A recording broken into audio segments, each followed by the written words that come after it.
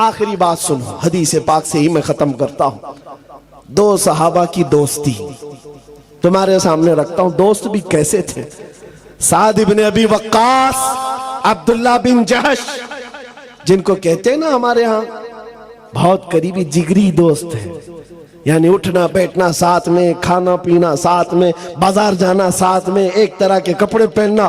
سعد بن ابی وقاص، عبداللہ بن جحش، دونوں کی گہری دوستی تھی، بڑی یاری تھی۔ احد کے میدان میں جانے سے پہلے رات کو یہ دونوں صحابی بیٹھ گئے، مسلح بچھاتے، کہتے کل تو رسول اللہ کے ساتھ جانا ہے، 700 صحابہ ہیں، 3000 کافر ہیں، حضور پاک کے مدینے پر حملہ آور ہے۔ دونوں دوست کیا کہہ رہے ہیں، کیا مشورے چل رہے ہیں، سنو۔ دونوں کہتے ہیں، حضرت سعد کہتے ہیں میں دعا کروں گا تو آمین کہے۔ عبداللہ بن جحش کہتے ہیں ٹھیک ہے میں بھی دعا کروں گا تو بھی آمین کہے۔ دونوں مسلح بچھا کر بیٹھ گئے، دعا کیا کرتے ہیں سنو۔ سعد بن ابی وقاص ہاتھ اٹھاتے ہیں، یا رب العالمین، کل صبح جب رسول اللہ کے ساتھ ہمارا جانا ہوگا، صفوں میں ہم آگے بڑھیں گے تیرے نبی کے نام کی عزت کی حفاظت کے لیے، مولا کریم میرے سامنے دشمنوں کا جو سب سے بڑا پہلوان ہو اس سے میرا مقابلہ کرا دے۔ دعا کیا کر رہے ہیں، جو سب سے بڑا پہلوان ہو مولا اس سے میرا مقابلہ کرا۔ کیوں؟ سعد بن ابی وقاص کی دعا ہے۔ ادھر عبداللہ بن جحش کہہ رہے آمین آمین۔ سعد بن ابی وقاص کہتے مولا جب بڑے دشمن سے میرا مقابلہ ہو، کبھی میں اس کو سامنے سے ماروں، کبھی دائیں سے ماروں، کبھی بائیں سے ماروں، کبھی پیچھے سے ماروں، پھر اس کو گرا کر اس کے سینے پر پرچم اسلام لہراؤں، پھر کہوں لبیک یا رسول اللہ، پھر کہوں رسول اللہ کی عزت بلند ہے۔ یہ دعا ہے، دعا رات کے وقت، اور کل میدان جنگ میں جانا ہے، جان ہتھیلی پر لے کر دعا۔ ارے خواہش بھی کیسی، ارے کوئی اور جنگ میں گئے بھی نا سپاہی تو چھپ چھپ کر کے جان بچاتے ہیں کہ دشمنوں کے وار نہ آئے، اور یہ سعد بن ابی وقاص کہتے ہیں جو سب سے بڑا دشمن پہلوان ہو میرا اس سے مقابلہ ہو۔ دعا پر آمین کہا عبداللہ بن جحش نے، قریبی دوست تھے، جگری یار تھے۔ اس کے بعد جب دعا ختم ہوئی کہا عبداللہ بن جحش اب میری دعا ہو، تم آمین کہو۔ یہ دعا کے لیے ہاتھ اٹھاتے ہیں۔ جب بھی میں یہ حدیث پڑھتا ہوں آنکھوں سے آنسو آ جاتے ہیں، سچ کہتا ہوں میرے عزیزوں۔ عبداللہ بن جحش ہاتھ اٹھا کر کہتے یا رب العالمین، جب احد کے میدان میں تیرے نبی کے ساتھ میرا جانا ہو، میدان میں صفوں کے اندر میں آ جاؤں، اے رب کریم تیرے نبی کے نام کی عزت کی حفاظت کے لیے دشمنوں کی طرف سے تیر چلے، کبھی مجھے سامنے سے مارا جائے، کبھی دائیں سے مارا جائے، کبھی بائیں سے مارا جائے، کبھی پیچھے سے مارا جائے، کبھی میرے جسم کے ٹکڑے ٹکڑے کیے جائیں، اور ہر ٹکڑے سے میں کہوں اللہ کے رسول کی عزت بلند ہے، اسلام بلند ہے۔ یہ خواہش، ایک کی خواہش ہے بڑے پہلوان سے مقابلہ کرنے کی، ایک کی خواہش ہے کہ حضور کے نام پر کٹ کٹ کٹ کٹ کے مر جانے کی۔ دونوں نے آمین کہا۔ اس کے بعد صبح ہوئی، صفوں میں گئے۔ جانتے ہو میرے عزیزوں، یہ صحابہ ایسے تھے، رسول کریم صلی اللہ علیہ وسلم کے چہیتے صحابہ ہیں۔ جب میدان احد میں گئے تو سعد بن ابی وقاص کے سامنے دشمنوں کا جو سب سے بڑا پہلوان تھا، جس کے بارے میں کہا جاتا تھا وہ 1000 انسانوں کی طاقت رکھتا ہے، وہ مقابل میں آیا۔ سعد بن ابی وقاص نے کہا رحمان نے میری سن لی، میری دعا قبول ہوئی۔ اس کے بعد سعد بن ابی وقاص تیر چلانے لگے، حملہ کرنے لگے۔ ارے اس تیر سے بچتا کون؟ یہ سعد بن ابی وقاص کے وہ تیر ہے، جب یہ تیر چلاتے، قسم رب ذوالجلال کی میرے عزیزوں، یہ مقام یہ مرتبہ کسی کو نہیں ملا جو سعد بن ابی وقاص کو ملا۔ میرے آقا پیچھے کھڑے ہوتے اور یوں کہتے ارمی یا سعد بی ابی انت و امی، اے سعد تیر چلا، میرے ماں باپ تجھ پر قربان۔ حضور کہہ رہے ساری دنیا یہ کہتی ہے اے اللہ کے رسول میرے ماں باپ آپ پر قربان، اور رسول اللہ کہتے ہیں سعد تیر چلا، میرے ماں باپ تجھ پر قربان۔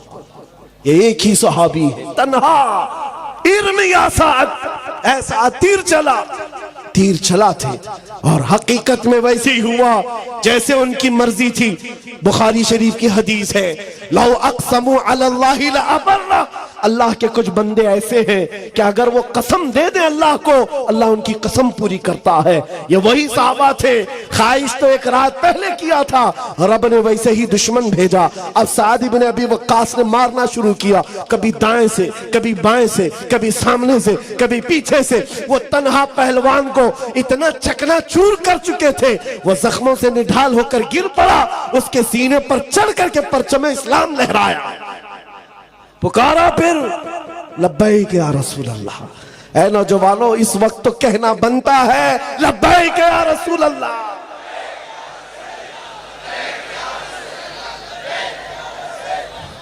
سنو آگے کی بات، ان کی دعا تو قبول ہوئی اور عبداللہ بن جہش کی دعا بھی قبول ہوئی۔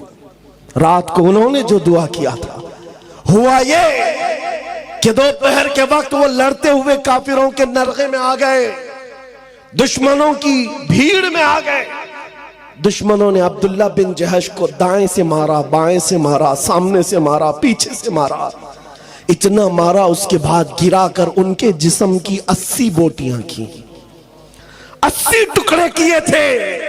یہ وہ عبداللہ بن جہش ہیں جن کے جسم کے ٹکڑوں کو رسیوں میں پرو کر کافروں نے ہار بنا کر پہنا تھا، ہار بنا لیا تھا۔ عبداللہ بن جہش، میرے عزیزوں، اب جو بات کہنی ہے وہ خلاصہ کلام تقریر کا میرے ماحصل ہے، لب لباب ہے۔ جنگ کے ختم کے بعد جس کا بہت قریبی یار دنیا سے گیا، اس پر کیا بیتتی ہے، جس کا جگری یار چلا گیا۔ سعد بن ابی وقاص نکلتے ہیں میدان میں ڈھونڈتے ہوئے، میرا عبداللہ بن جہش کہاں ہے؟ جگری یار تھا جس کے ساتھ اٹھنا بیٹھنا میرا، روز کی ہماری گفتگو اس کے ساتھ۔ پتا چلا عبداللہ بن جہش شہید ہو گئے، کافروں نے ان کے جسم کے ٹکڑے کر دیے۔ عبداللہ بن جہش کی لاش کو دیکھنے کے لیے سعد بن ابی وقاص آتے ہیں، آ کر دیکھا تو ٹکڑے بکھرے ہوئے تھے، ان کے جسم کے ٹکڑوں کو اٹھایا، ابھی جان باقی ہے، جیسے گوشت پھڑک رہا ہو اور گوشت سے آواز آتی ہو، رسول اللہ کی عزت سلامت ہے، اللہ کے رسول کی عزت بلند ہے۔ سعد بن ابی وقاص نے جو جملہ کہا وہی میری تقریر کا حاصل ہے۔ آپ نے ان کے جسم کے ٹکڑوں کو زمین پر رکھا اور کہا، اے عبداللہ، کل کی رات میں نے بھی دعا کی تھی، تو نے بھی دعا کی تھی، اللہ نے دونوں کی دعا قبول کی، لیکن قسم رب ذوالجلال کی، میری دعا سے تیری دعا کئی درجہ افضل ہے، اس لیے کہ دشمنوں کو مارنے کا مزہ اور ہے، نبی کی محبت میں مر جانے کا مزہ اور ہے، مر جانے کا مزہ اور ہے۔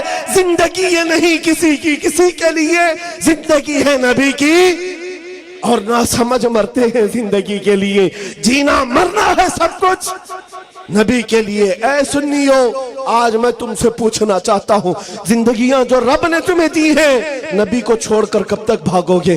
کہاں تک اپنی خواہشات کی پیروی کرو گے؟ آج تمہارے ہاتھوں میں تاش کے پتے، شراب کی بوتلیں، آج تمہارے محلوں کو بدنام کر رکھا گیا ہے۔